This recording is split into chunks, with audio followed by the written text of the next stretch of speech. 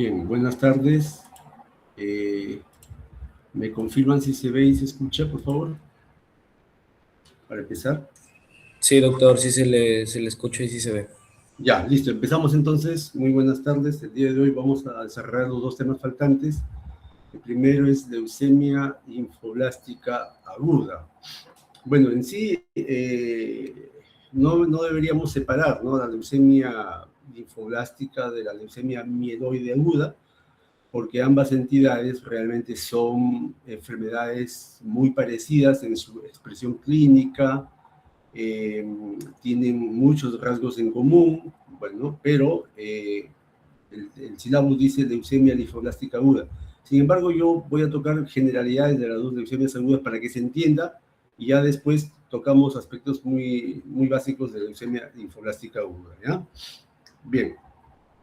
Entonces, cuando uno dice leucemia aguda, quiero que entiendan que leucemia, bueno, originalmente este término, ¿no?, se refería pues a un cáncer, a una neoplasia de glóbulos blancos, ¿no? De ahí viene el término leuco, ¿no? Leuco, y de ahí deriva la palabra leucemia, este término, y bueno, eso significa sangre, ¿no? Entonces es algo así como sangre blanca. Bueno, esto ya desde hace muchos años, ¿no? El término leucemia se refiere más a una neoplasia hematológica, ¿no?, derivada de la célula madre, la cual ya vamos a ver se transforma en una célula madre leucémica cuando se expone pues a los factores de riesgo, ¿no?, como es la radiación, virus, etcétera, ¿no?, ciertas sustancias, ciertos medicamentos, etcétera. Entonces, esa célula madre se transforma en una célula madre leucémica y origina pues la enfermedad, que puede ser aguda o puede ser crónica. En este caso, la leucemia aguda comprende dos variantes, la leucemia mieloide aguda y la leucemia linfoblástica aguda, que es la del tema de hoy, pero ya por aquí podemos ver pues que hay compromiso de médula ósea, ¿no? Hay un compromiso de médula ósea, la médula ósea está afectada en su arquitectura, en su microambiente, su contenido, por estas células leucémicas agudas, malignas, clonales, llamadas blastos, ¿no? Y aquí podemos tener, miren, una serie de blastos mieloides, ¿no? Blastos que son pues parte del espectro de la leucemia aguda. Mieloblastos, promielocito, que es un tipo de blasto, linfoblastos, monoblastos, ¿no? El término blasto se refiere pues a una célula grande, como lo vemos acá, células que tienen un núcleo grande y con un poco citoplasma. Normalmente estas células nosotros no lo vemos en el microscopio, ¿no? Nosotros estamos acostumbrados a ver células maduras como los glóbulos rojos, los neutrófilos, los monocitos, los eosinófilos, los basófilos, etcétera, ¿no? Los linfocitos. Pero estas células no son células maduras, células que nunca completaron su maduración, son blastos, ¿no? Y son células malignas. Bien. Entonces, ¿cómo es que ustedes como futuros médicos tienen que no solamente aprender la parte teórica, sino también la parte práctica? Entonces, ¿cómo es que viene un paciente realmente a un consultorio o a una emergencia, a un hospital, a un centro médico, policlínico? Estos datos que estoy presentando ahí es un caso real, ¿no?, de un paciente que llegó al hospital Heisen hace unos años, un varón de 41 años, ¿no?, con antecedentes de diabetes tipo 2, ¿no es cierto?, con miren, una pérdida, un tiempo de enfermedad, por aquí empezamos un tiempo de enfermedad de 2 meses, 2 a 3 meses, con pérdida de peso, progresivo, por supuesto, ¿no?, astenia, fatiga, cansancio fácil, disnea, moderados esfuerzos, progresivos los signos, ¿no?, los síntomas. Un mes antes del ingreso al hospital se agrega fiebre, ¿no?, y aparece otros síntomas, la fiebre, dolor generalizado, ¿no?, y sudoración profusa. Entonces, y además el día del ingreso, o probablemente previo al ingreso, se agregan moretones en la piel y gingivorragia. Entonces, si analizamos todos estos síntomas, ¿no? Todavía sin examinar al paciente, vemos que hay síntomas que nos hacen pensar en un proceso anémico, ¿no? La pérdida de la astenia, el cansancio fácil, la disnea, entonces nos hacen pensar en un síndrome anémico. La fiebre, la sudoración profusa, ¿no? Ya nos hacen pensar en síntomas de una infección probablemente, ¿no? El dolor. Y los moretones, la gingivorragia nos hacen pensar ya en un proceso hemorrágico, ¿no? Probablemente donde haya compromiso de plaquetas. Entonces, esto me hace pensar que las tres series, la serie roja, la serie blanca y la serie plaquetaria, podría estar afectada. Entonces, con estos signos y síntomas, sobre todo por el tiempo que tiene, ¿no? O sea, no estamos hablando de una semana, no estamos hablando de 2 a 3 meses, eso no es normal. Incluso hay pérdida de peso, hay sudoración, podría ser también, por ejemplo, síntomas B, ¿no? Propios de una enfermedad hematológica como el linfoma. Al momento de examinar al paciente no está adelgazado, está despierto, lúcido, adelgazado, palidez generalizada de piel y mucosas, miren ya, o sea, aquí prácticamente estamos hablando de ya una hemoglobina baja, ¿no? Con lesiones purpúreas, o sea, lesiones moradas en extremidades, sin ictericia, no hay ganglios, bueno. Y en el abdomen hay una matidez al momento que se percute hipocondrio izquierdo, ¿no?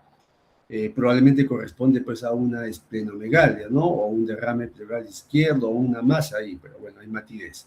Y la ecografía nos indicaba una hepatoesplenomegalia, o sea, ya hay compromiso de órganos periféricos como es el vaso y el hígado, ¿no? Entonces la enfermedad parece que ya se ha extravasado, se ha salido de la médula, ya cruzó la barrera, ya pasó a la sangre y ha cogido algún órgano como el vaso y el hígado, ¿no? Entonces, así llegan los pacientes. Entonces, ¿ustedes qué van a hacer ahí, no? O sea, hay bastante compromiso. Hay compromiso, ¿no? Anémico, de glóbulos blancos, de plaquetas, hay hepatoesplenomegalia. Entonces, ¿qué enfermedad nos podría explicar eso, no? O sea, eso no es una infección simple, no es una tuberculosis, no es un VIH, o sea, tiene más otras cosas. Entonces, habría pues que poner en el tapete pues las enfermedades hematológicas como las leucemias. ¿Esto podría ser una leucemia? Sí. ¿Ya? Podría ser una leucemia tranquilamente. Podría ser también otras enfermedades, ¿no? Un síndrome mielodisplásico de repente, pero bueno, tenemos acá como primera posibilidad una leucemia. ¿Ya? Muy bien. Miren el hemograma del paciente. Entonces, ustedes ya una vez que han pensado en que se trata de una prueba de leucemia, mielodisplasia, linfoma, un cáncer, piden el hemograma. Y en el hemograma de este paciente, miren lo que revela: sus leucocitos están disminuidos. O sea, hay leucopenia. ¿Ya? Los neutrófilos están disminuidos, ¿ya? Porque son de 2000 para arriba. Los linfocitos también están, bueno, ahí poco, digamos, porcentualmente se mantienen elevados, pero bueno, en valores absolutos ahí están, ¿no? Normales. Los eosinófilos, por ahí tratando de estar normales. Los monocitos sí hay un poquito de disminución, pero lo que llama la atención más es la disminución de los neutrófilos, ¿no? Una leucopenia con una neutropenia leve, ¿no? La hemoglobina está disminuida, ¿no? Junto con el hematocrito. El volumen corpuscular está normal, ¿no? Aparentemente no hay microcitosis. Bueno, la amplitud de distribución eritrocitaria nos dice que hay una anemia nada más, ¿no? Y las plaquetas también están disminuidas. Entonces, esto me confirma de que las tres series hematológicas de la hematopoiesis están disminuidas. Disminuyen los leucocitos, disminuyen los glóbulos rojos y disminuyen las plaquetas. En otras palabras, hay una pancitopenia. ¿Ya? Entonces, hay muchas enfermedades que producen pancitopenia. Por ejemplo, enfermedades no hematológicas, un hipotiroidismo crónico produce pancitopenia, pero leve. Unas enfermedades reumáticas como la artritis reumatoide, el lupus, también pueden producir pancitopenia o visitopenia, pero leves, ¿no? La enfermedad, cirrosis hepática, también puede producir pancitopenia a expensas de las plaquetas, ¿no? Un poco más disminuir las plaquetas. pero ya estos son, hay una disminución, pues, ¿no? En ese paciente que tiene todos esos síntomas, esta disminución ya no creo que sea, pues, de una enfermedad no hematológica. Aquí pinta más que sea hematológica. Entonces, esta pancitopenia, más toda la clínica, me está orientando a una leucemia, ¿ya? ¿Síndrome mielodiplásico, profesor? Sí, también podría ser, pero hay que seguir viendo. Entonces, le pedimos un frotis de sangre periférica, que esto sí hay en los hospitales. Hemograma y frotis sí hay. Entonces, es imperdonable que un interno de medicina, no pida un frotis de sangre periférica en un paciente con pancitopenia. ¿De acuerdo? Esto es imperdonable. Calificación baja, pues, porque ¿cómo no vas a pensar en un paciente que tiene pancitopenia, no le vas a pedir un frotis? O sea, el hemograma te dice que las 3 series están disminuidas, pues la obligación absoluta es que veas tú las células en un frotis de sangre periférica. Y miren, aquí hay hipocromía, anisocitosis, linfocitos atípicos, plaquetopenia, se confirma lo del hemograma, pero aparece esta célula. Por eso digo que es imperdonable, porque esto le puede costar la vida al paciente. Blastos, esas células que habíamos visto inicialmente, esas células grandotas, tienen más del 20%. Ya vamos ya hablando un poco de los criterios diagnósticos. Más del 20% en médula ósea o en sangre es suficiente para decir que estamos frente a una leucemia aguda. Leucemia aguda. ¿Por qué aguda? Porque hay blastos. ¿Por qué leucemia, profesor? ¿Por qué leucemia? Porque pues está comprometida las 3 series, ¿no? De la hematopoiesis, hay síntomas, hay signos, entonces la leucemia, ¿no? Y sobre todo hay blastos. Si no hubiera blastos 20% o más, entonces no podríamos hablar de leucemia aguda. Podría ser un mielodisplásico, una leucemia crónica, ¿ya? Entonces, aquí estamos frente a un caso de leucemia aguda. ¿Cuál será, profesor? ¿Mieloide o linfoide? No, esto todavía no lo puedo saber. La edad me podría orientar, como tiene más de 40 años, en una mieloide, ¿no? Si fuera niño, linfoide, pero no es ese dato no es suficiente. Entonces aquí ya vienen los estudios del hematólogo. Ya eso sí, ustedes tranquilamente no se preocupen, eso no lo van a hacer ustedes, pero como internos de medicina tienen la obligación de pedir hemograma, frotis de sangre periférica, y si quieren reticulocitos, no hay ningún problema, para ver cómo está la médula ósea. Se supone que si hay un compromiso de médula ósea por la leucemia, los reticulocitos estarían bajos. ¿Ya? Pregunta de examen. Muy bien. Seguimos entonces.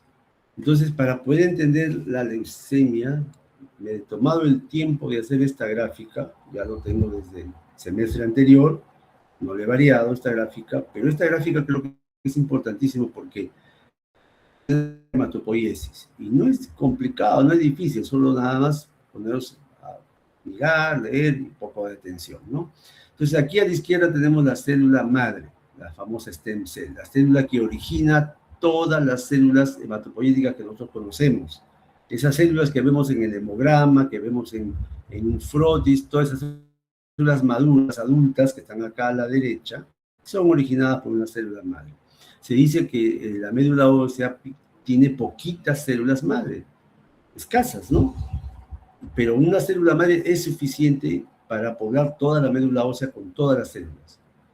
Por eso es que cuando una persona recibe quimioterapia, mueren todas estas células maduras. Ahorita la quimioterapia barre con todas las células maduras y sus progenitores intermedios, pero la célula madre sobrevive, ¿no? Y una sola que quede viva es suficiente para poblar la médula ósea después de una quimioterapia, ¿ya? Ahora, si a ese paciente le hacen trasplante de médula ósea, pues casualmente se le pone un poco de tejido, ¿no? O sea, se saca de un hueso largo, por ejemplo, del esternón, se aspira un poco de médula ósea con la esperanza de que ahí haya una o dos, por lo menos una o dos células madre, porque esas son las que van a poblar la médula ósea del paciente después de la quimioterapia. Esta célula madre, que tiene capacidad de autorrenovación, es la única que puede autorrenovarse, ¿no? Entonces puede seguir su camino hacia un progenitor llamado progenitor multipotente. ¿Por qué multipotente? porque este se puede derivar en 2 células y estas células van a formar todas las demás células. Multipotente. El multipotente se deriva en 2 células nada más. Quiero que presten atención. Linfoide, una célula linfoide, o progenitor linfoide también llamado, y un progenitor mieloide. ¿Ya? ¿Por qué linfoide? ¿Por qué toma ese nombre? Porque esta, después de varias divisiones, ven acá, van a formar finalmente los linfocitos B y los linfocitos T. Después de varios procesos de duplicación, división, etcétera, y maduración, ¿no? Van a formar los linfocitos B y T. Linfocitos, por eso que esta célula se conoce como precursor linfoide. Solo forma linfocitos B, linfocitos T y las natural killer, ¿no? Las famosas células asesinas del sistema inmunológico. En cambio, el progenitor el progenitor mieloide común es un progenitor que tiene más espectro de células. Este progenitor se transforma en otro llamado progenitor granulocítico monocítico y progenitor eritroide megacariocítico. Ya vamos entendiendo los nombres. ¿Por qué se llama granulocítico? Porque después se va a formar en una célula, ¿no? Una célula que forma colonias de los diferentes granulocitos, que son los neutrófilos, eosinófilos y basófilos. Pero sigue su proceso de transformación de mieloblasto, promielocito, mielocito, hasta formarse, por ejemplo, un neutrófilo, que es la célula que nosotros conocemos en el hemograma. Entonces, ese viene de acá, de esta unidad formadora de colonias granulocíticas. Granulocíticas porque en su citoplasma tienen enzimas como pequeños gránulos. Si son rojos, serán pues los eosinófilos. Si son oscuros, serán pues los basófilos. Si son intermedios, serán pues los neutrófilos, ¿no? Y la otra colonia es la monocítica. Esa es la que va a formar el famoso monoblasto, que después de 2, 3 divisiones se convierte en el macrófago. Esa célula por excelencia que es la que fagocita todas las células muertas, las células anormales, los antígenos, etcétera, ¿no? Las bacterias. También fagocita los glóbulos rojos viejos, ¿no? Que hemos visto nosotros en anemia hemolítica. Estas se ubican en el vaso, por ejemplo, se ubican en el hígado se conocen como células de Kupffer, donde también fagocitan bacterias y otras sustancias, y el macrófago puede estar disponible en todos los tejidos del cuerpo. Entonces, ese es el progenitor granulocítico monocítico. El progenitor eritroide megacariocítico, que también deriva del mieloide, miren, va a formar una colonia eritroide, la que finalmente, después de varios pasos, se forma, ¿no? Llega a formar el reticulocito cuando pierde el núcleo, y en 2 o 3 días se convierte en el glóbulo rojo adulto que todos conocemos. ¿Ya? Viene de acá del eritroide, ¿no? Y la unidad formadora de colonias megacariocítica, como su nombre dice, forma pues megacarioblastos, una célula grandota llamada megacariocito, de la cual se desprenden restos, ¿no? De membrana, citoplasma, que son las plaquetas, ¿no? Las células, bueno, no son células, son restos celulares que nosotros las conocemos. Entonces, este precursor mieloide tiene bastante trabajo realmente, ¿no? En formar más células que el progenitor linfoide, que solamente forma 3 tipos de células. Esto es importante, ¿por qué? Porque para entender las leucemias linfoides o linfoblásticas, tenemos que entender que estas se forman aquí, en este precursor. Aquí se originan las leucemias linfoblástica aguda, la leucemia linfocítica crónica, las dos con L, de linfocito, linfoide. Y aquí se origina la leucemia mieloide aguda y la leucemia mieloide crónica, en el precursor mieloide. ¿Ya? Las diferencias son, ya vamos a ver por qué se llama aguda, por qué se llama crónica, ¿no? La aguda es porque hay blastos, ya lo vamos a ver un poquito más adelante. ¿Ya? Muy bien. Otra cosa importante, miren ustedes cómo de una célula, de la célula madre, que es una célula totipotencial, pasan a formarse células pluripotentes, ¿no? Estas luego en células bipotentes, porque ya solamente tienen la capacidad de convertirse en 2 células, luego estas células unipotentes, y estas forman los famosos precursores. Monoblasto, linfoblasto, mieloblasto, proeritroblasto, megacardioblasto, son los precursores que después de 2 o 3 pasos de maduración forman estas células, ¿no?, casi adultas, ¿no?, llamadas, por ejemplo, linfocitos pequeños, monocito, el neutrófilo en banda, reticulocito, ¿no? Entonces, estas células son prácticamente células que ya están completando su maduración y después de unas horas o días se transforman en células maduras que todos conocemos, ¿ya? Entonces es importante recordar eso también. Eso se puede realizar en algunos casos en horas, en días, algunos hasta en años también, ¿no? Muy bien. Entonces, ahora, ¿cómo es que se origina la leucemia? Volvemos nuevamente a la célula madre. La célula madre, que era una célula madre normal, una célula madre hematopoyética normal, por alguna razón, esa persona se expone a factores de riesgo, radiación ionizante, benceno, virus. Eso origina mutaciones puntuales somáticas, o sea, en el ADN de estas células somáticas. No son células sexuales, las células hematopoyéticas son células somáticas. En su ADN, ¿no?, es donde ocurren mutaciones puntuales, ¿no? Esas mutaciones iniciales puntuales van a tomar un tiempo, desde 5 a 10 a 15 años. ¿Ya? En los niños puede ser el tiempo más corto todavía, incluso puede empezar intraútero, ese tiempo, esa latencia de años, pero de 5 a 15 años, y la célula madre nuevamente presenta otras o nuevas mutaciones genéticas en su ADN y se convierte ya en una célula madre preleucémica. Aquí nuevamente pasa otro periodo de año, de 3 a 10 años, donde esta célula va acumulando otras mutaciones en su ADN hasta que, por alguna razón, aparecen ciertas mutaciones llamadas gatillo o mutaciones que disparan, ¿no? Son prácticamente mutaciones en ciertos genes que van a hacer que esa célula se convierta en célula madre leucémica. Esa preleucémica se convierte en célula madre preleucémica. Y los genes que se afectan aquí son los que controlan la proliferación, la maduración y la apoptosis.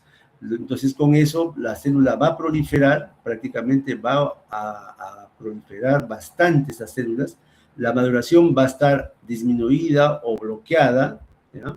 Y la apoptosis va a estar también inhibida, es decir, esta célula no va a morir fácilmente, es una célula que va a resistir la muerte, va a ser una célula longeva, que no se va a madurar, es decir, no va a completar la última etapa de maduración celular, se queda una etapa antes y va a proliferar bastante, ¿no? Se queda 1 o 2 etapas antes. Bien, entonces esta célula madre leucémica ya aquí después ya no es mucho tiempo, 1 a 6 meses nada más, donde empieza a haber este proceso de transformación leucémica de las células. Todas las células que había formado esta célula madre empiezan a transformarse en células leucémicas y empieza pues la expansión de esta célula que es grande todavía y que va a bloquear su maduración, va a bloquear o va a interrumpir o va a hacer un stop, ¿no?, de su maduración o diferenciación.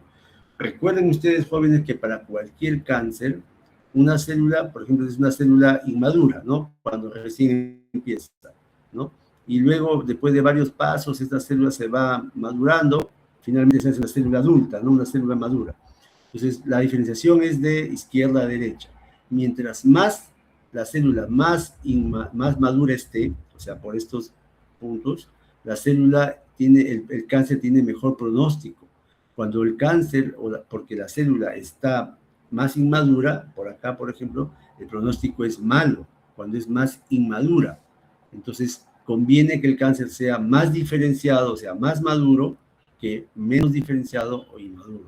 En este caso, en la leucemia aguda, el blasto no completa su maduración, se queda en una etapa de diferenciación incompleta, y ahí se conoce como blasto leucémico, que es inmaduro o no diferenciado, no ha completado su maduración. Es una célula grande, con poco citoplasma, con un núcleo grande, con vacuolas, ¿no? Y cuando los blastos empiezan a crecer, empiezan ya a crecer, ¿no? Y esto en un tiempo mucho más corto, de 2 a 8 semanas, pues aparece toda una clona de blastos. Todos son idénticos, se llaman clones de una sola célula, se multiplican clones de células malignas, células cancerígenas, ¿no? Y es ahí donde ya estas células, si estamos hablando de un hueso, ¿no? Y el hueso tiene médula ósea adentro, entonces estos blastos empiezan a ocupar espacio en la médula ósea. Al ocupar espacio empiezan a destruir a las células normales que habían ahí en ese momento, glóbulos rojos, glóbulos blancos, plaquetas y otras más, y empiezan a destruir, empiezan a consumir el hierro, la vitamina B12, ácido fólico, y empiezan a destruir, empiezan a, como cualquier cáncer, ¿no? Que empieza a consumir lo bueno de la persona. Entonces, esta clona crece tanto y empieza a destruir las 3 series. Si destruye la serie roja, hay anemia. Si destruye la serie blanca, va a haber fiebre, infecciones. Si destruye las plaquetas, sangrado. Una vez que la célula ya no puede más, ya clonó, ya llenó todo el espacio del hueso, de la médula ósea roja, entonces ya no puede ocupar más espacio y aprovecha los vasos nutricios, ¿no? Y por ahí salen las células malignas, los blastos, y van a órganos, por ejemplo el hígado, ¿no es cierto?, o el vaso, o el sistema nervioso central, o la piel. Entonces las células malignas van y buscan y hacen metástasis en otros órganos. Por eso crece el vaso, por eso crece el hígado, ¿no? Cuando ya ha superado el espacio de la médula ósea. Ahí es donde ya aparece la enfermedad clínicamente manifiesta, ¿ya? Entonces ya el paciente ya está con anemia, con fiebre, con sangrado, ¿no? Y viene incluso con órganos grandes. Y esto es rápido. En la leucemia aguda, esto es ya cuando el paciente ya acumuló blastos, esto es cuestión de semanas nada más. Por eso es que tenemos que derivar a ese paciente urgentemente a un hematólogo para que le hagan la quimioterapia, porque es lo único que le va a salvar la vida. O de repente un trasplante de médula ósea, que no es fácil conseguir. Bien, entonces la célula madre, ¿no? La primera mutación aparece pues con genes, mutaciones que afectan estos genes que controlan la proliferación, sobrevida, reparación, ¿no? Entonces aquí empieza a clonarse y empieza a haber una expansión anormal de esa célula madre, ¿no? Que ya está con mutaciones. Luego esta célula madre va adquiriendo más mutaciones, se van acumulando mutaciones en el ADN, ¿no? Como translocaciones, deleciones, hipermetilación, estas son las mutaciones. Y esta célula ya tiene una ventaja sobre las otras células madre, que ya evita la apoptosis, o sea, ya no muere fácilmente y sigue proliferando. Recuerden que la célula madre se autorrenueva, pero solamente en casos de que el paciente tenga compromiso de las células blancas, cuando hay anemia, cuando hay pancitopenia. La célula madre tiene esa capacidad. Pero esta célula madre ya leucémica o preleucémica no se controla, sigue proliferando, ¿no? Y se transforma luego en célula madre leucémica. Ya esta tiene más capacidad no solamente de proliferar, sino también de autorrenovarse. O sea, estas células malignas se autorrenuevan y va a producir más clona de blastos, va a bloquear su diferenciación, maduración celular y va a resistir incluso a los tratamientos. Hay recaídas, a partir de le haces quimioterapia y a las semanas, meses vuelve otra vez a enfermar. ¿Qué pasó? Hay resistencia de estas células a los agentes de quimioterapia, ¿no? La mutación o el proceso de leucemogénesis en los niños puede ser un poco más rápido, les había dicho, ¿no? En un adulto puede durar de 8 a 25 años desde que hay la primera mutación, la mutación inicial hasta los síntomas clínicos, en un adulto de 8 a 25 años. En un niño puede ser de 6 meses a 3 años, ¿no? Incluso a veces comienza intraútero. Entonces hay un tiempo más corto en los niños, ¿no? Es más rápido. Entonces la célula leucémica finalmente pues, adquiere la capacidad de autorrenovarse y resistir a la apoptosis, a la muerte. Bloquean su maduración o diferenciación celular, ¿no? Se quedan ahí en blastos, ¿ya? No maduran. Proliferan más bien, empiezan a proliferar de manera descontrolada, sobreviven más, inhiben la apoptosis, todo un ciclo, ¿no? Vicioso, y resisten a medicamentos. Esas son las características de las células leucémicas, por favor, ya, no se vayan a olvidar. Entonces, ahora, ¿dónde ocurre el bloqueo? Porque de los pasos anteriores, es importantísimo, este bloqueo de la maduración, porque aquí es donde van a formar los blastos. ¿Dónde ocurre el bloqueo? Miren, este es un esquema similar al primero que les mostré, la célula madre, progenitor multipotente, progenitor linfoide, mieloide, ¿no? Y este progenitor linfoide, ¿no? Después de unos días, unas semanas, unos meses, entonces, cuando está en etapa de linfoblasto o etapa de prolinfocito B, ahí detiene su maduración, ahí hace un stop, es decir, ahí se queda en esa etapa. Ya no pasa a la etapa previa, que era la siguiente, que es linfocito pequeño, para después madurar al linfocito B o T, o producir natural killers, ¿no? Entonces se queda acá. Y esta célula es una célula maligna, no es una célula normal, no es un linfoblasto normal, no es un prolinfocito normal, es una célula que tiene capacidad de replicarse a sí misma y empieza a ver la famosa clona de blastos. Todos son blastos. El término blasto es general porque son células grandes, más grande que una célula normal, se llena de blastos, ¿no? Igual ocurre en la leucemia mieloide, ¿no?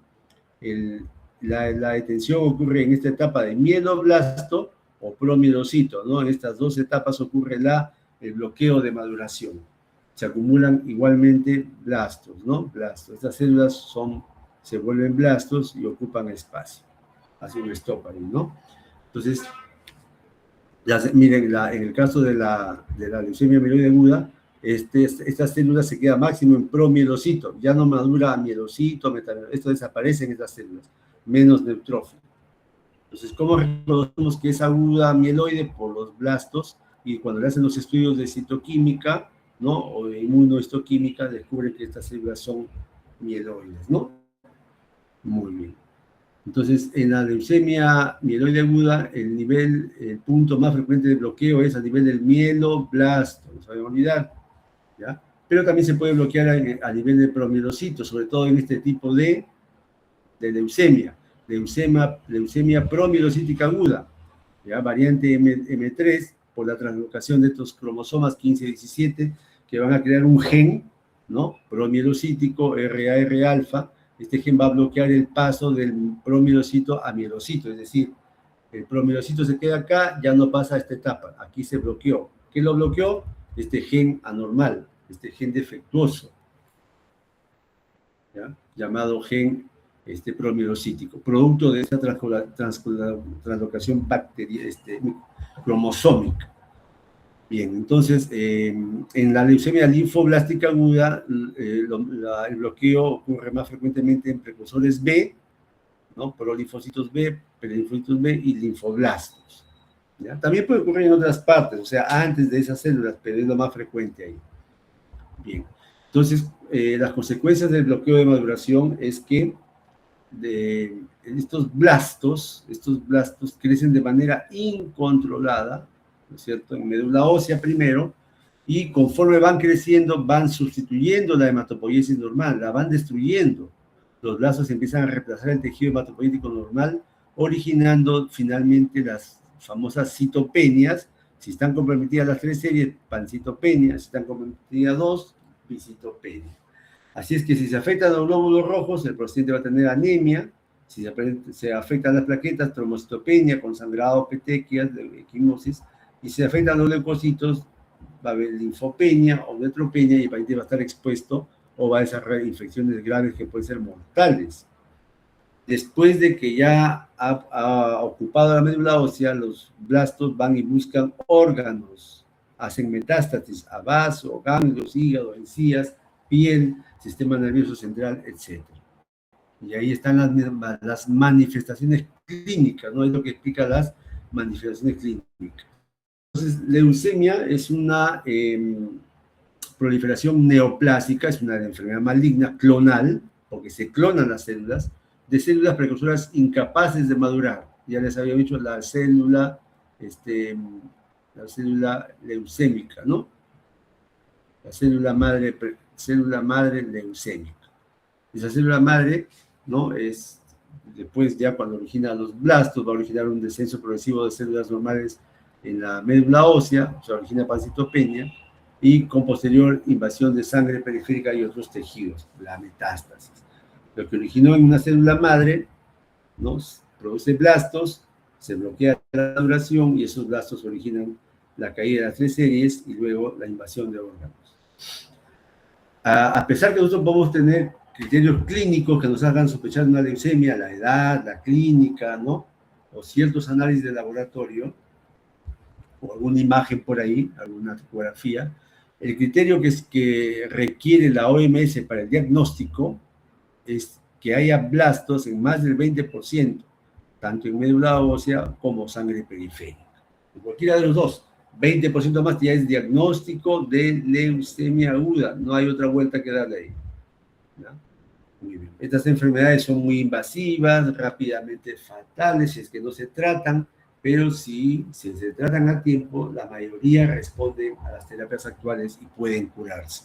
A diferencia de las leucemias crónicas, que no se curan, se controlan nada más, pero no se curan. Bien, este cuadrito es para mostrar la clasificación, ¿no?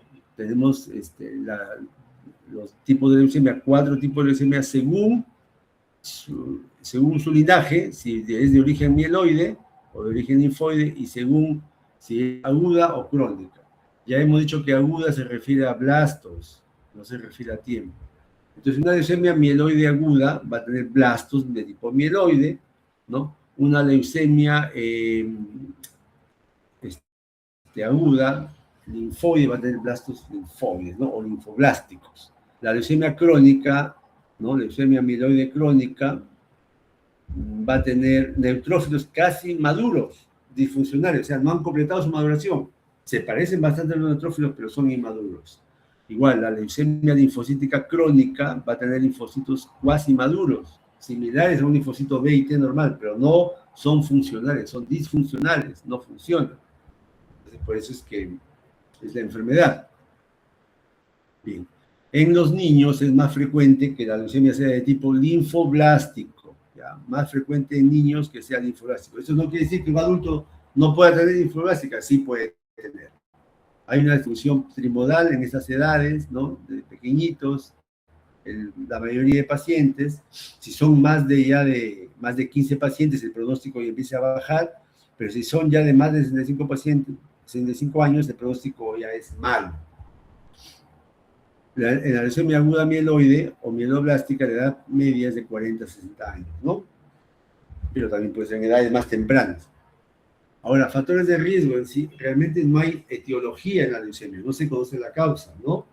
Hay una enfermedad que es la leucemia promielocítica, en la cual sí se ha podido, digamos, determinar el gen que afecta, ¿no? La translocación 15-17, o en el caso de la leucemia mieloide crónica, el famoso gen o cromosoma Filadelfia, ¿no? Que son pocas enfermedades de leucemia que tienen identificado un agente. En este caso, el resto de leucemias no hay etiología, o sea, que no son secundarias a ninguna enfermedad, primarias o de novo llamadas, ¿no? Que comprende la leucemia mieloide aguda, la leucemia linfoblástica aguda, puede ser causada por agentes antineoplásticos, exposición a estos agentes antineoplásticos como el benceno, o exposición a radiación ionizante, ¿no?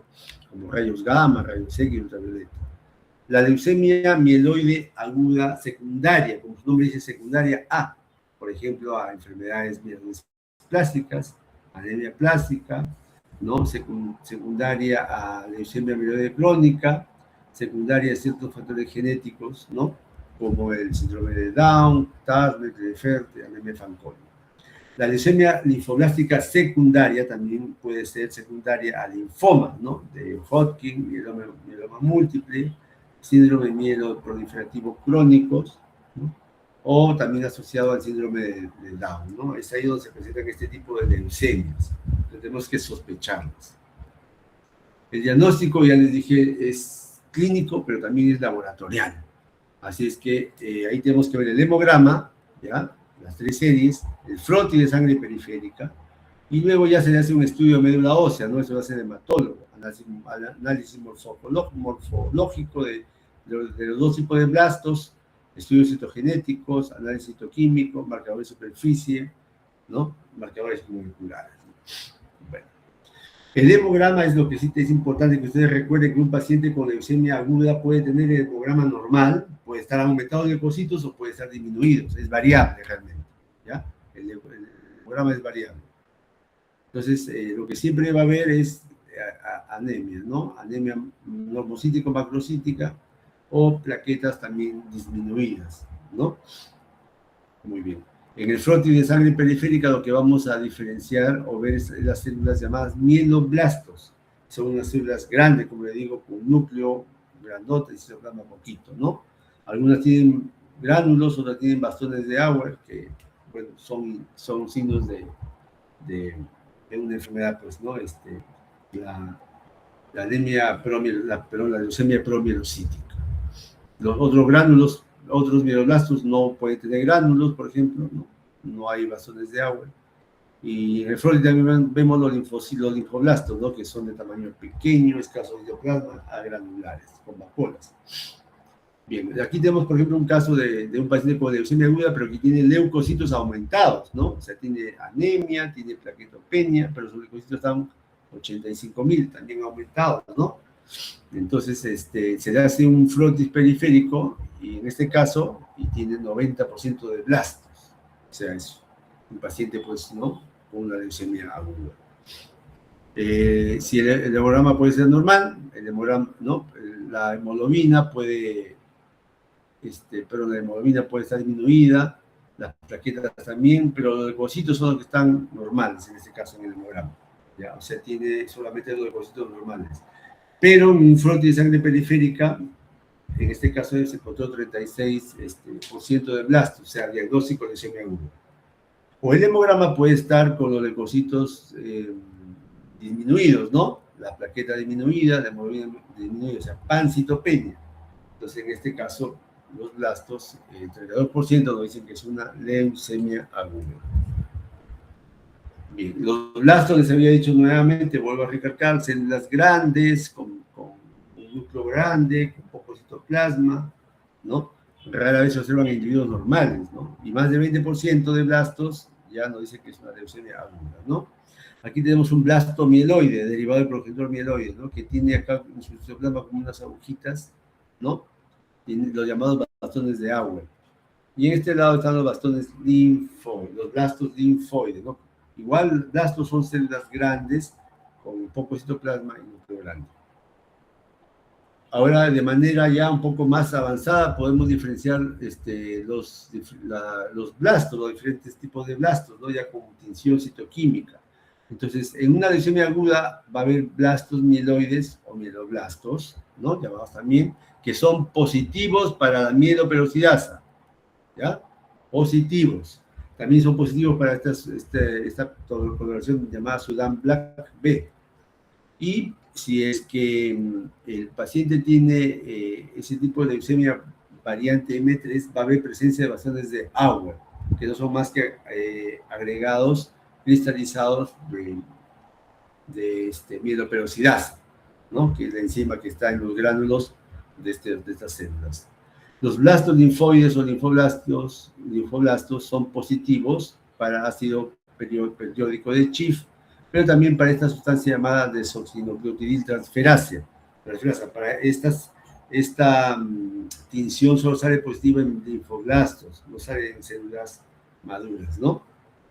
Pero eso nos sirve para diferenciarlo. Ya en este cuadrito ustedes revisan en la leucemia mieloide aguda, cuáles son los marcadores más, digamos, que más solidan este tipo de leucemia mieloide aguda. El CD13, el CD33, CD117, ¿no? Y en la leucemia linfoblástica aguda, los marcadores primordiales, ¿no? que son propios de enfermedad, son estos, ¿no? El C19, el 10, el C79A, el 3, el 7, el 2, ¿no? Y el TDT, ¿no? Esta enzima también, pues. Muy bien.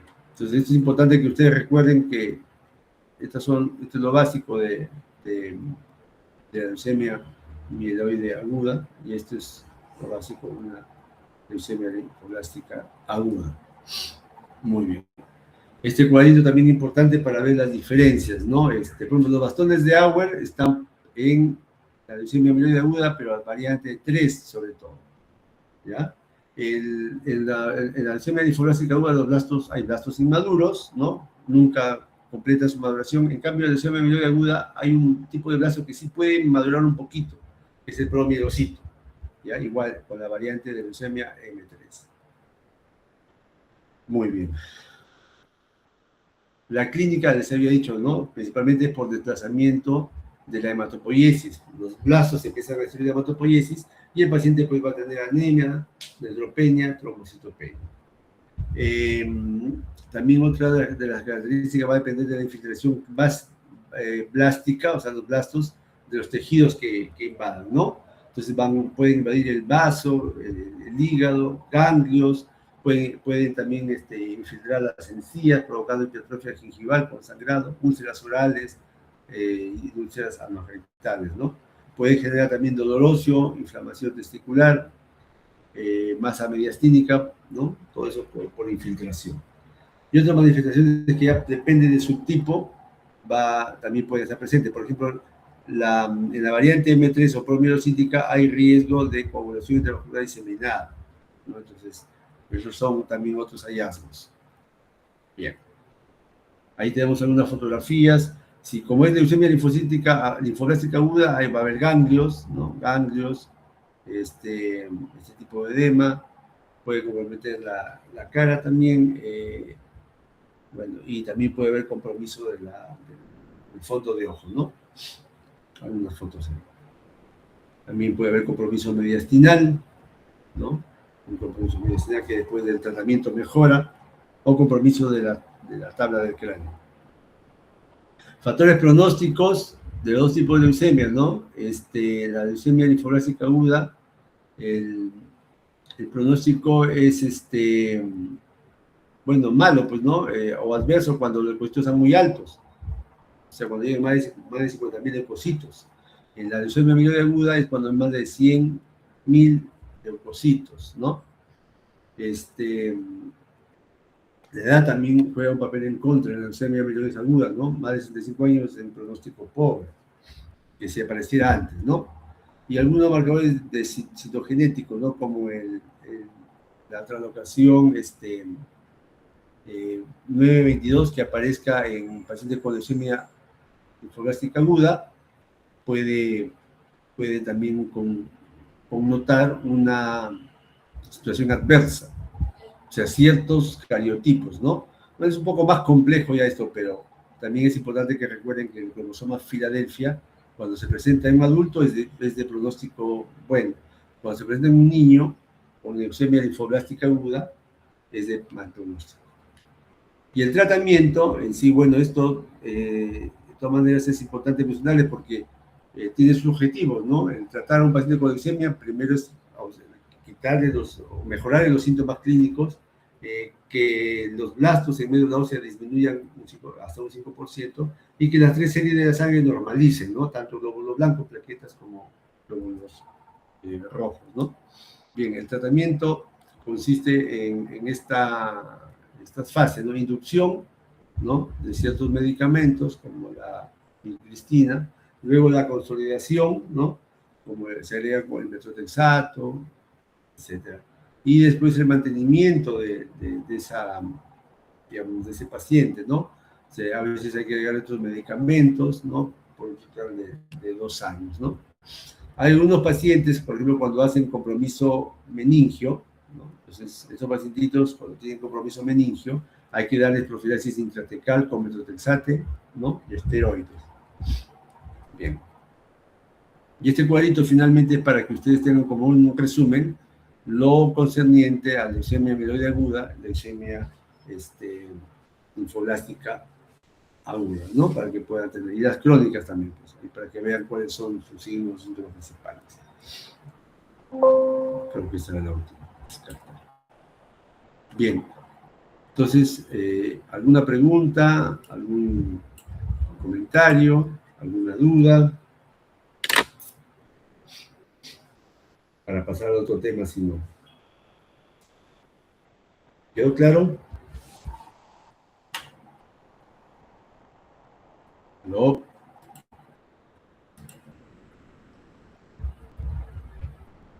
Sí, doctor. Sí. Pregunte. ¿Quién es? Diga, a ver, ¿quién quiere preguntar?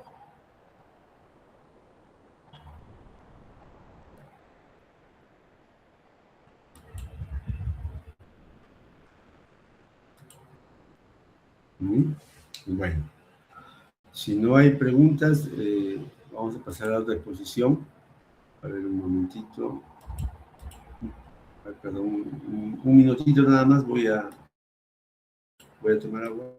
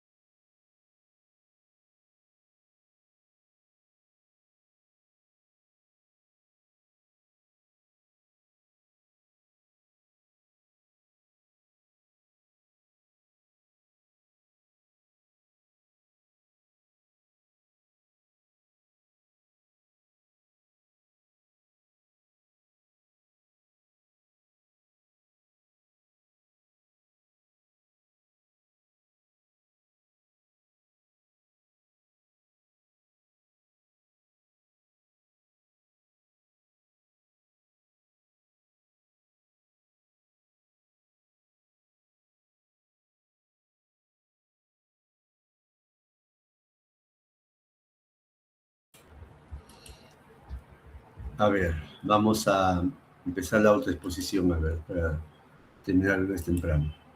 ¿Me confirman, por favor, si se ve y si se escucha?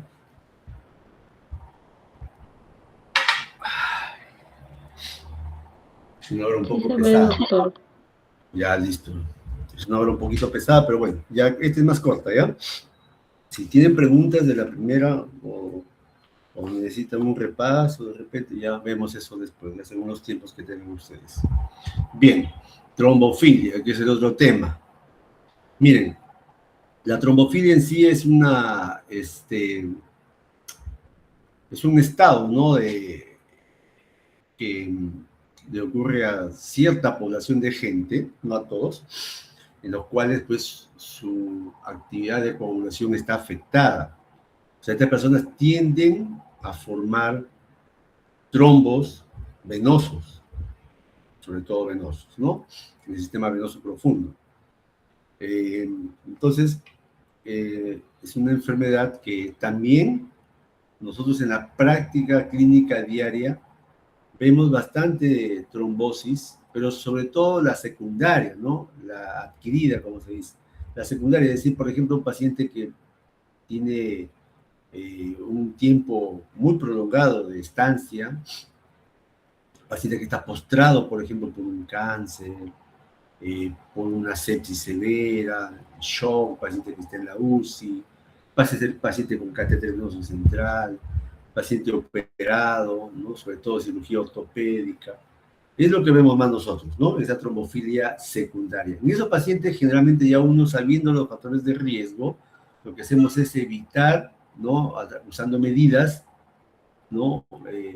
Medidas antitrombóticas, por ejemplo, la movilización del paciente cada 2 horas, ¿no? A los diferentes decúbitos, ¿no? De costado, autocostado, sentado, semisentado, Fowler, semifowler, movilizarlo en una silla de ruedas si se puede, ¿no es cierto? Con las colchones antiescara para que se pueda movilizar más fácilmente, o darles ya ciertos fármacos de manera profiláctica para evitar los trombos, ¿no? Como la enoxaparina, que es lo que estamos usando Actualmente ya no usamos heparina, felizmente, ¿no? Por eso que ya no lo vamos a tocar. La heparina ya pasó a la historia realmente. Ahora tenemos las heparinas de bajo peso molecular, ¿no? Y felizmente son accesibles en todos los centros de salud, ¿no?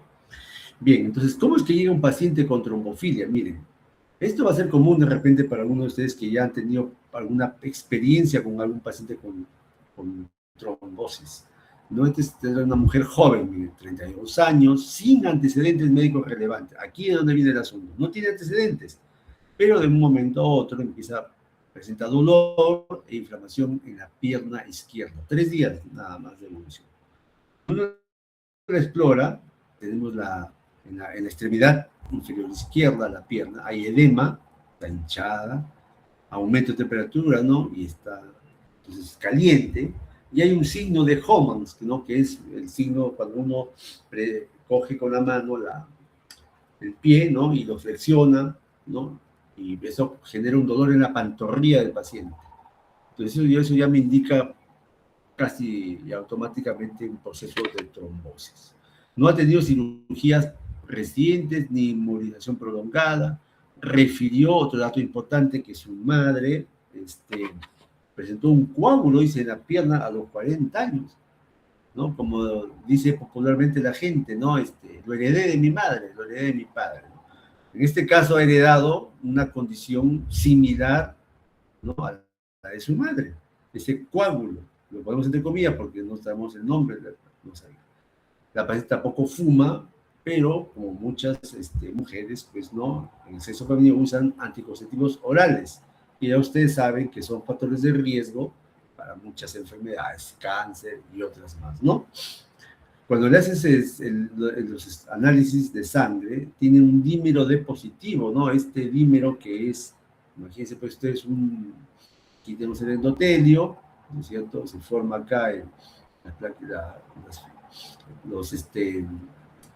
las filas de colágeno, el factor de von Willebrand, y ahí vienen luego las plaquetas, ¿no es cierto? Las plaquetas, y luego viene ya la fibrina, ¿no?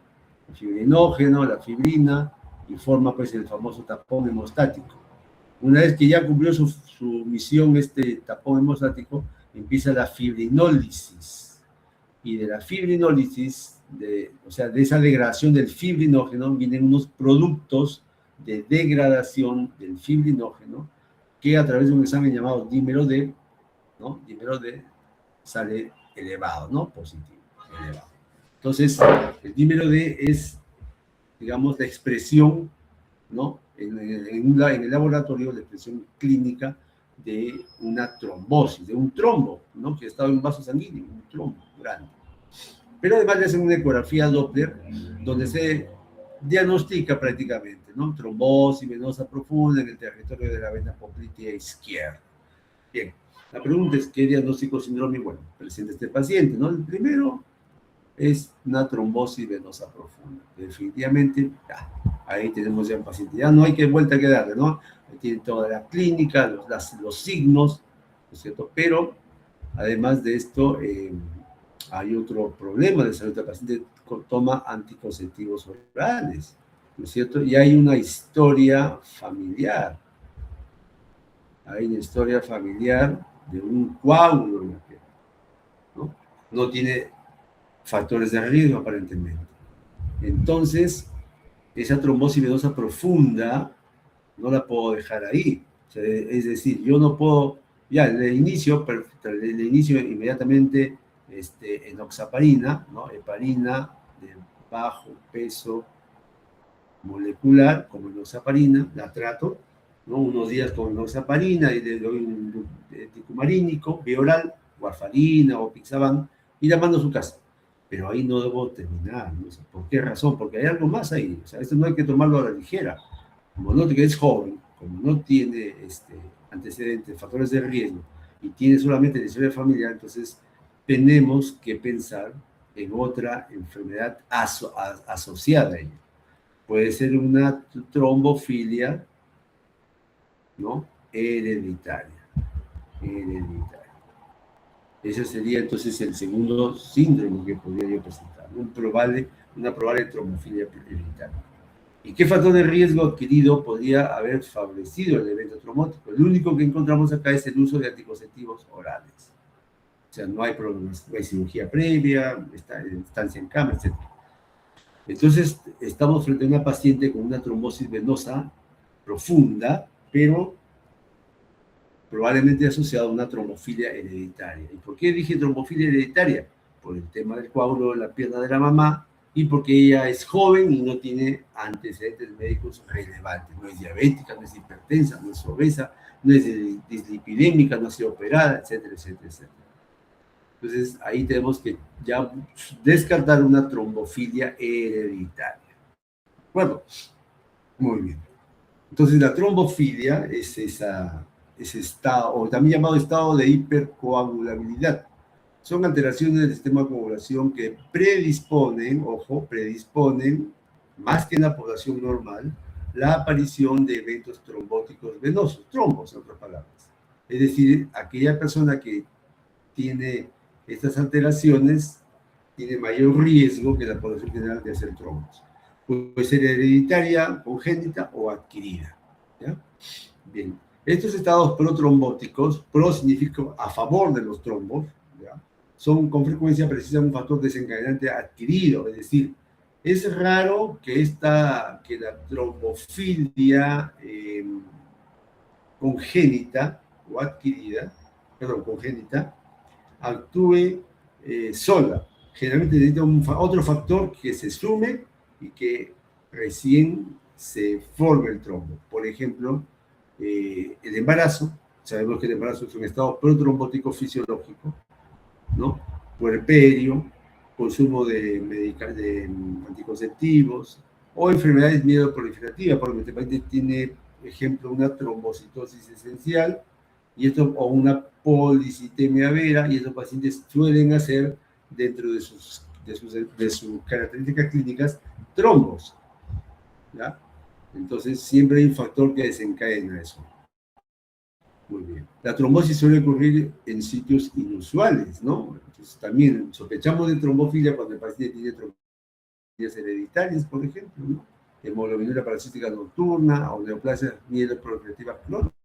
Entonces, hacen trombosis en sitios no inusuales, como cuál, por ejemplo, en el cerebro, ¿no?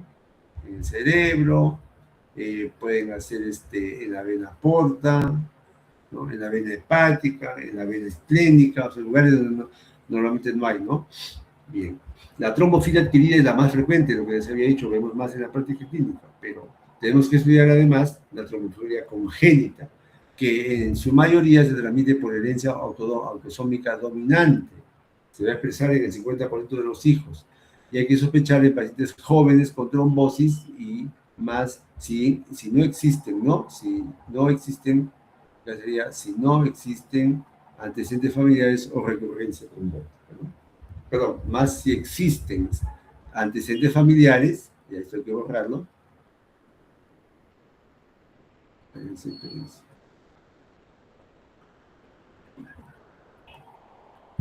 Ya, más si existen, entonces,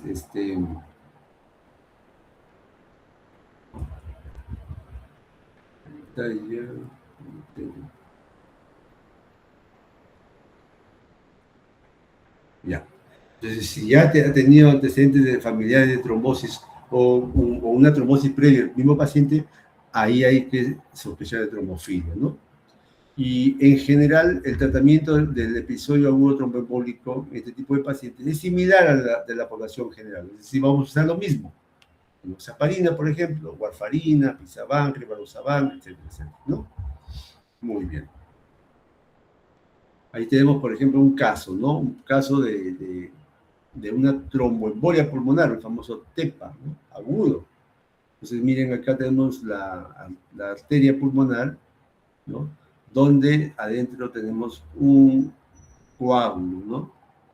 El contraste no pasa porque hay un coágulo, prácticamente llena toda la luz de la arteria pulmonar de este lado, ¿no? Izquierdo.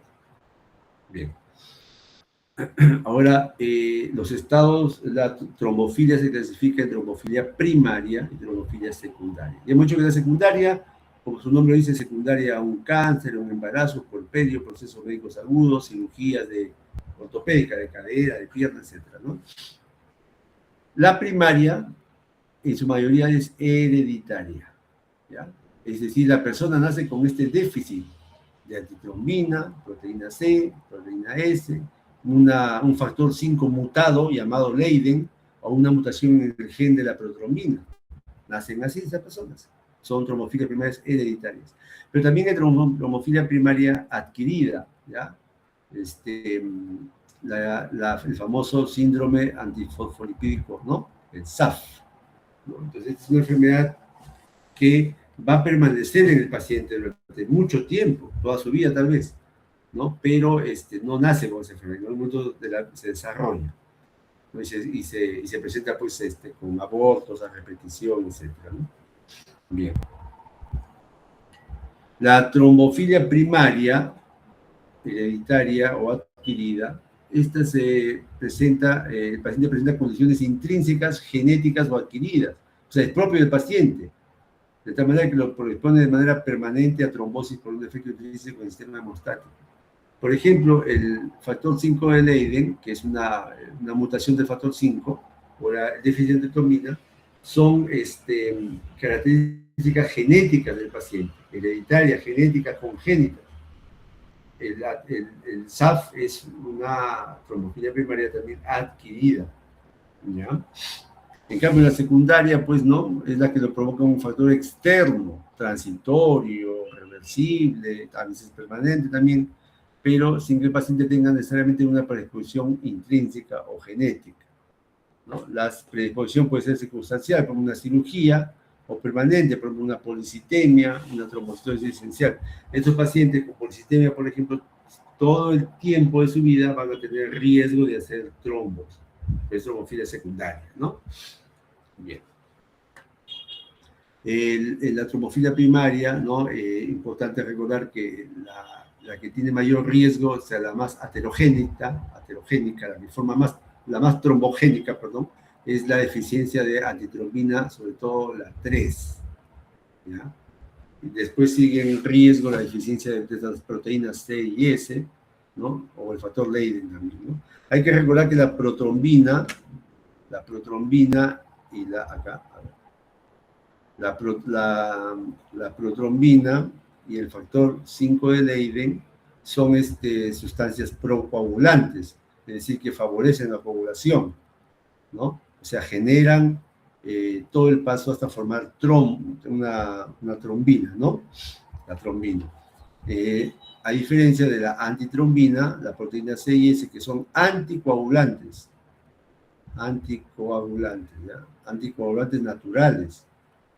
Entonces, estas sustancias lo que van a hacer es frenar, ¿no? O la acción del trombo, ¿no? De la trombina. Estos son procoagulantes, ¿no? El factor 5 y la protrombina, mientras que la antitrombina, proteína C y S son anticoagulantes. Entonces, tiene que haber un equilibrio siempre en esas dos sustancias, ¿no?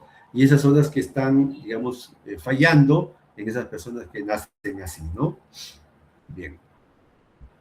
En la trombofilia secundaria, los factores de riesgo van a ser algunos clínicos nada más, ¿no? Cáncer nefrótico, infecciones, sepsis, síndrome mieloproliferativo crónicos, embarazo y puerperio, ¿no?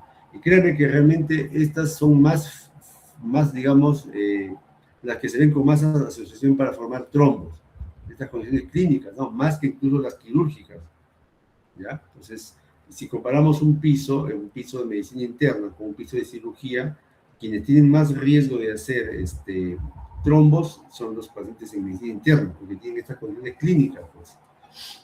Algunos son también factores relacionados a medicamentos y hormonas, sobre todo el uso de anticonceptivos orales con estrógenos, ¿no? O pacientes que son sometidos a tratamiento oncológicos. Algunos factores circunstanciales, ¿no? Que también son factores de riesgo para hacer trombos, y, como la cirugía mayor, ¿no? La cirugía ortopédica,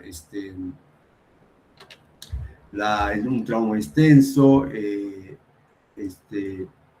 inmovilización, prolongada, ¿no? Pacientes que están hospitalizados, catéter venoso central, obesidad, tabaquismo, etcétera, ¿no? Son factores circunstanciales que también pueden conllevar a la formación de trombos, ¿no? Bien. La trombofilia secundaria es mucho más frecuente que la primaria, es lo que les he dicho, lo veo más en práctica clínica. Muchos factores son transitorios y prevenibles, el riesgo aumenta cuando se combinan varios factores. Es decir, si un paciente tiene una enfermedad hereditaria, por ejemplo, tiene un cáncer, y además lo operan y está en reposo, mientras más sumemos factores, ¿no? El riesgo de trombosis va a ser mayor. Si tiene una enfermedad congénita y usa anticonceptivos, el riesgo de hacer trombo es mayor, ¿no? Eso, a eso se refiere. Bien, la teoría de Virchow, pues, ¿no? Que es la que nos habla de que cuando hay una estasis venosa o una injuria ¿no? en el endotelio o un daño en el endotelio o un estado de hipercoagulabilidad, finalmente cuando se manifiestan algunos de estos elementos, el paciente puede desarrollar trombo, ¿no? Por ejemplo, ¿qué situaciones dañan el endotelio que pueda provocar trombos? Por ejemplo, cirugía, traumas, enfermedades valvulares venosas, aterosclerosis, catéter venoso central, un CVC. Enfermedades que provocan estasis circulatoria, ¿no? Enfermedades del ventrículo izquierdo, inmovilidad, muy frecuente, insuficiencia venosa, ¿no? O pacientes que han tenido previamente ya trombosis venosa profunda. Enfermedades que afectan la hipercoagulabilidad, el cáncer sobre todo, ¿no? O terapia de reemplazo hormonal, ¿no? Estrógenos, embarazo, etcétera, ¿no? Entonces, estos componentes pueden estar presentes en el paciente y tener más riesgo de hacer trombofilia, trombos. En la trombofilia primaria hereditaria, de tipo hereditario, no es suficiente el defecto genético. O sea, un paciente nace con un defecto genético, de repente en el factor 5 de Leiden, ¿no? Pero por sí solo no va a dar el trombo. Entonces tiene que haber interacción con otros agentes. Si no, va a ser asintomático, ¿no? Entonces puede haber factores que van a interaccionar con el defecto congénito. Por ejemplo, un paciente que nace con el defecto congénito del factor 5 de Leiden e ingiere anticonceptivos orales, entonces recién ahí es donde esa interacción es la que lo va a llevar a la formación de trombos en un paciente con trombofilia primaria, ¿no? ¿En quiénes sospechamos trombofilia primaria hereditaria? O sea, congénita, en los pacientes jóvenes, menos de 45 años, con trombosis venosa profunda o tromboembolia pulmonar, pero en ausencia de factores de riesgo, ¿ya? Factores de riesgo para trombosis. 2 o más episodios de trombosis venosa profunda previa, ¿no? O sea, gente que ya tiene alto riesgo de hacer trombosis, siempre está haciendo trombosis sin causa aparente. Ese también puede ser una trombofilia primaria. O trombosis en sitios inusuales, como les dije, la vena mesentérica, la retina, los senos venosos cerebrales, etc. O trombosis durante la gestación, o abortos a repetición, o trombosis neonatal, pacientes con antecedentes familiares de una enfermedad trombofílica, ¿no? Pacientes que son resistentes a tratamiento como, por ejemplo, la heparina, ¿no? El paciente le está dando su heparina por un coágulo y no responde, ¿no? O sea, por más que le dan la dosis plena, no hay respuesta, probablemente ese paciente tenga una trombofilia primaria. Igual también pacientes que toman warfarina y se les necrosa la piel, puede ser un déficit de proteína C o S, ¿no? Es un déficit congénito. La clínica en sí de la trombofilia congénita va a ser similar independientemente de la sustancia coagulante o procoagulante que esté afectada, ¿no? Va a ser similar. Siempre va a haber casos de un cuadro de trombosis venosa profunda y embolia pulmonar, ¿no? Eso es lo más frecuente, ¿no? Puede ser en jóvenes, es recurrente, en sitios atípicos, ¿no? Entonces, es importante recordar eso. Igual, puede haber trombosis en otros sitios, ¿no? En sitios inusuales, como habíamos dicho, venas mesentéricas, venas cerebrales, la retina, renales, etc., ¿no? Entonces, el paciente va a tener otra sintomatología. O la clínica de trombosis recurrente familiar, es decir, pacientes que ya sufren de trombosis, ¿no? En edades tempranas, y también es importante considerar eso, ¿no? Entonces, la clínica va a depender digamos, de ese espectro que hay de situaciones, ¿no?, personales y familiares. ¿Sí? La trombofilia que es primaria, que se debe al déficit congénito de antitrombina, acá está. Recordar que la antitrombina 3 es el principal inhibidor fisiológico de la coagulación, es el más potente, ¿no? Cuando está en déficit de esta antitrombina, el riesgo de hacer trombo es hasta 50 veces, ¿no? O sea, es la más trombogénica. La importancia terapéutica es que justo esta sustancia, la antitrombina 3, actuaba en conjunto con la heparina. La heparina actúa potenciando la antitrombina 3, y si hay déficit de antitrombina 3, la heparina va a perder su eficacia. Entonces, cuando se mete heparina, no se logra prolongar el tiempo parcial de tromboclastina activada y alcanzar niveles terapéuticos esperados de anticoagulación. Entonces, ahí hay que sospechar de una antitrombina 3, cuando a pesar de la heparina, no logramos esperar el efecto anticoagulante deseado. El cuadro suele manifestarse como cuando se añade un factor procoagulante transitorio. Por ejemplo, el paciente está sometido a cirugía, se embaraza, anticonceptivos orales o inmovilizaciones o infecciones graves, recién se hace evidente este déficit congénito de antitrombina 3. La deficiencia de proteínas C y S, ¿no? Ya habíamos dicho que estas son sustancias anticoagulantes, ¿no? Son sintetizadas en el hígado, dependiente de vitamina K. La proteína S es cofactor de la proteína C, degradan a factor 5A y 8. Tiene un riesgo moderado, ¿no? No es tan alto como el anterior, este de 2 a 6 veces de trombosis.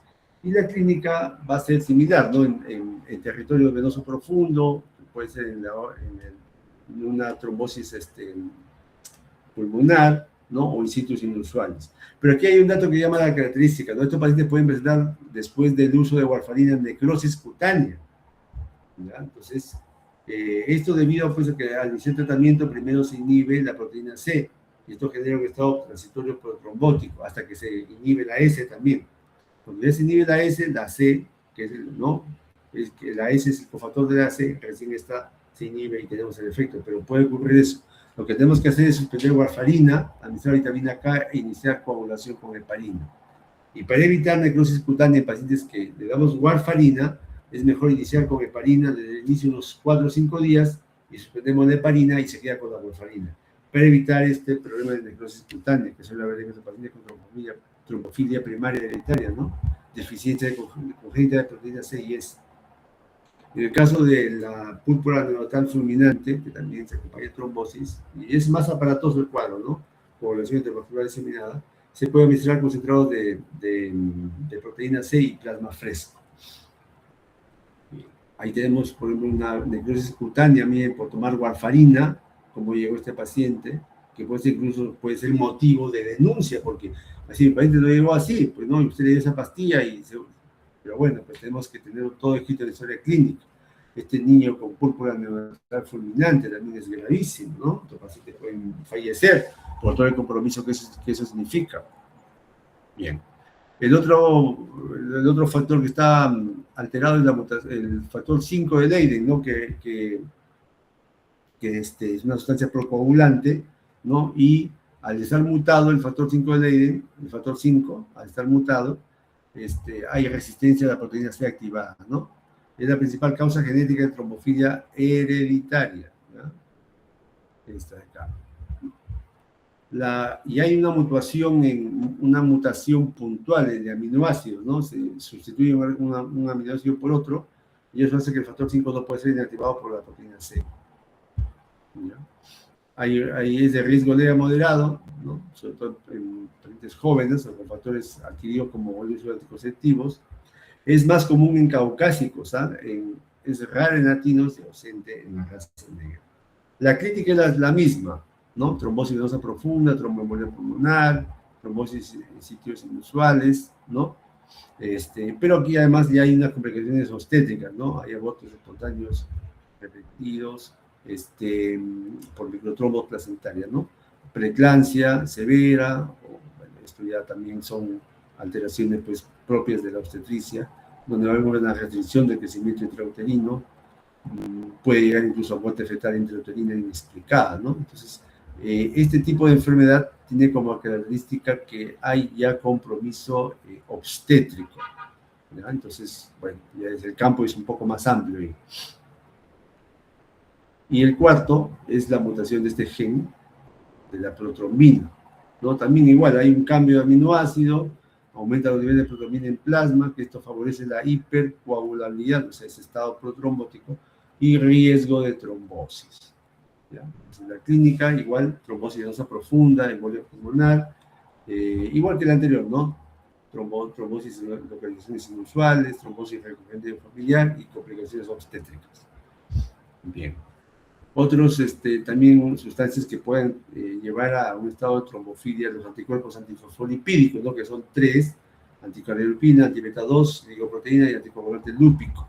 Entonces, en este paciente suele tener procedimientos trombóticos, ¿no? Tanto arteriales como venosos, abortos a repetición, trombopenia, presencia de los anticuerpos, ¿no? Antifosfolipídicos. Su riesgo es alto, ¿no? 9 veces. Y la hiperhomocistinemia, que saben, también es otra alteración, ¿no? de la coagulación del paciente. La homocisteína es un producto intermedio del metabolismo de la metionina, hay mutación puntual, ¿no? En ciertos nucleótidos del gen de la enzima reductasa del tetrahidrofolato, y el resultado es un aumento de la homocisteína. Cuando esta homocisteína aumentada es una sustancia pues, que va a generar un estado procoagulante, ¿no? Y favorecer la trombosis. El tratamiento, bueno, de la trombofilia primaria hereditaria está ahí, ¿no? Eso ya lo revisan ustedes. Pero vamos a hablar en general del tratamiento trombótico, ¿no? O sea, el tratamiento agudo de la trombosis mismo que pacientes sin trombofilia, ¿no? En población general.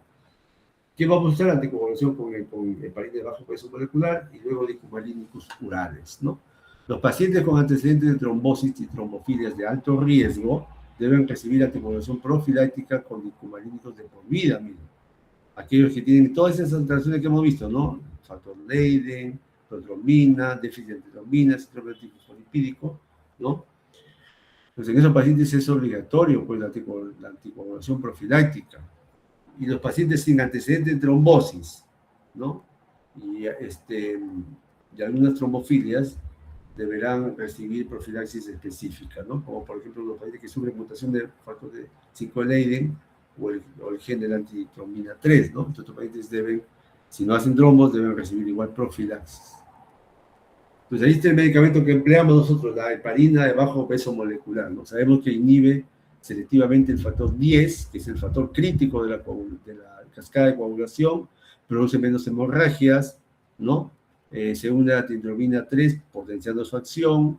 La biodisponibilidad es por vía subcutánea, su vida media más prolongada, ¿no? Hace que podamos darla 1 o 2 veces al día.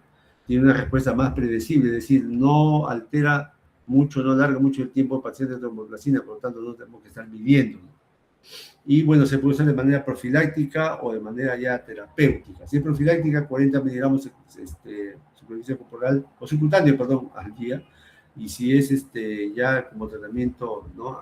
Anticoagulante, podemos usar 1 miligramo por kilo de peso subcutáneo cada 12 horas, ¿no? O 1.5 miligramos por kilo una vez al día, ¿no? Siempre viendo la función renal para hacer el ajuste correcto.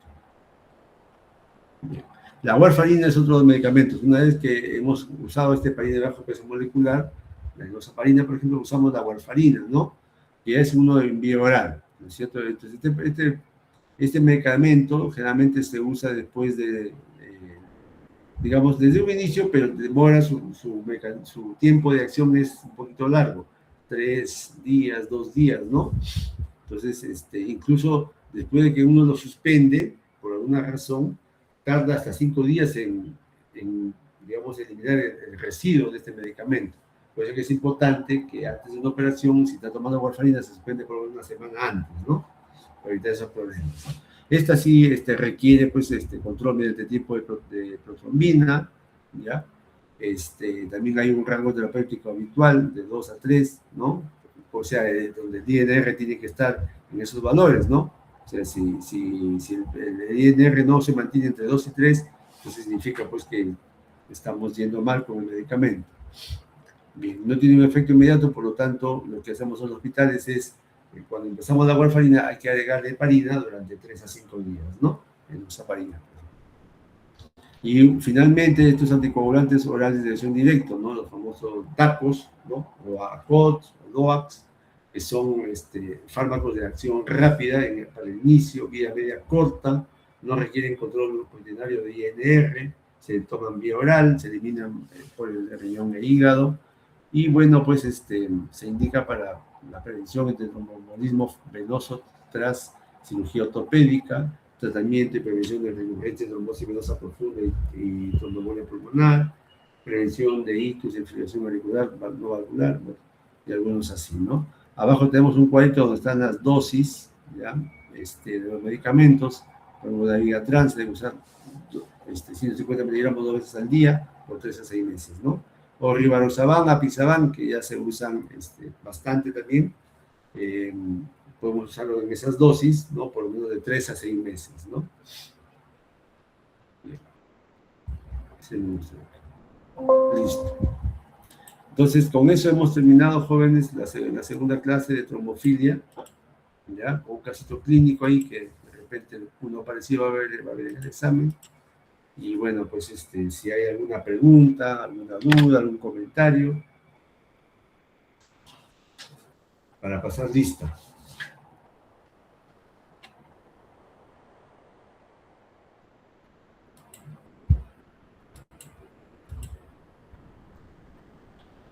A ver, vamos a pasar lista. Está Contreras, Collazos. Buenas tardes, doctor presente. Muy bien. Raiza Torres. Yadira Purizaca. Buenas tardes, doctor presente. Muy bien. Velasco Chinguel. Velasco Chinguel. Yatas Campos. Luis Yatas. Maricido Alcántara. Maricido Alcántara.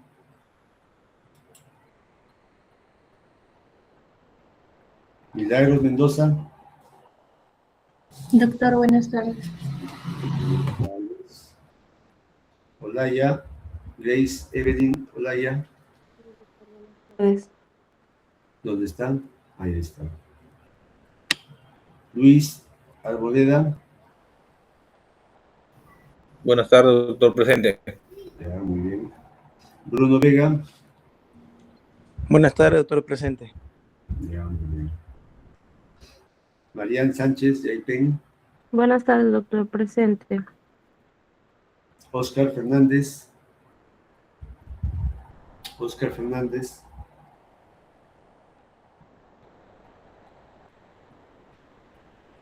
Selene Mundaca. Buenas tardes, doctor presente. Maricielo. ¿Quién dijo? Doctor, sí, disculpe, mi audio está fallando. ¿De quién habló? Presente. Maricielo. Ya. Sí. Mundaca, Selene Mundaca.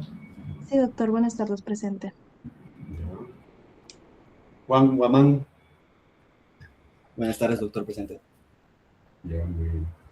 Y Melanie Roca. Buenas tardes, doctor presente. Ya, muy bien. Fernández, nuevamente, Oscar Fernández.